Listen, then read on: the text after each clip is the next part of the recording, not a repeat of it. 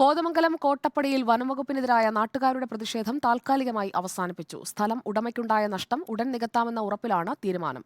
നാട്ടുകാർ തടഞ്ഞുവെച്ച JCBയും മോട്ടോറും ഉദ്യോഗസ്ഥർക്ക് വിട്ടുനൽകി.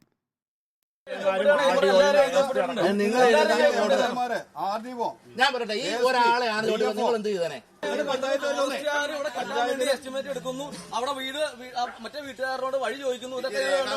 മയക്കുവെടി വെക്കാതെ കാട്ടാനയെ കാട്ടിലേക്ക് തുരത്തിയതിന് പിന്നാലെ തുടങ്ങിയ പ്രതിഷേധമാണ് കോട്ടപ്പടിയിൽ.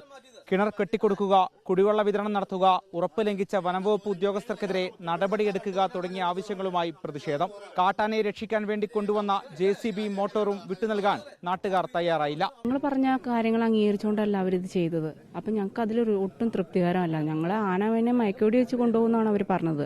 പക്ഷെ അവരത് അംഗീകരിക്കാണ്ട് ചെയ്തത് ഞങ്ങൾക്ക് ഒട്ടും തൃപ്തികരമല്ല. കാരണം എല്ലാ ജനങ്ങൾക്കും ഭീഷണിയായ ഒരു കാര്യമാണിത്.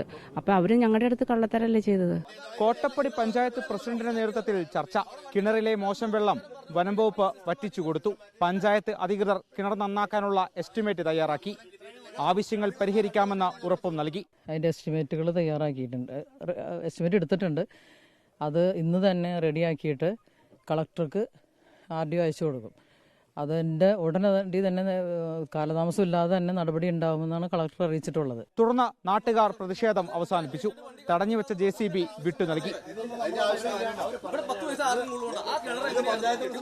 പ്രതിഷേധം താൽക്കാലികമായി അവസാനിപ്പിച്ചെങ്കിലും കോട്ടപ്പടിക്കാരുടെ കാട്ടാനപ്പേടി തുടരുകയാണ്. വീഡിയോ ജേർണലിസ്റ്റ് ഫിജീഷ് CPക്കൊപ്പം reporter Arjun Mattannur, in reporter, Kochi.